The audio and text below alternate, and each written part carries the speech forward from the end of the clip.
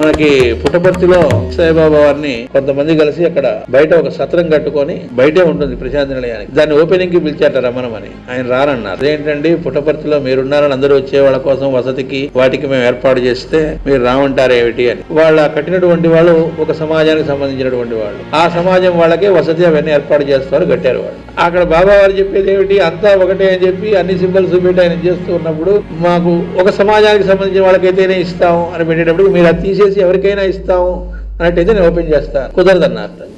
వాళ్ళే ఓపెన్ చేసుకున్నారు. మళ్ళీ వచ్చే వాళ్ళందరూ ఎక్కడికి వస్తారు ఆయన ఉపదేశాలు వినడానికి?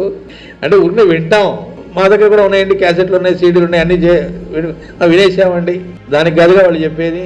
ఆయన స్వార్థం కోసం కనుక యజ్ఞాలు చేస్తే కృష్ణుడేం రాడు, అడుగు కూడా పెట్టడు అక్కడికి. పరమాత్మ ఎప్పుడైనా నలుగురికి పనికొచ్చేటువంటి వర్క్ దొరుకుతున్న చోటికే వాళ్ళు వస్తారు, దాన్ని అంగీకరిస్తారు.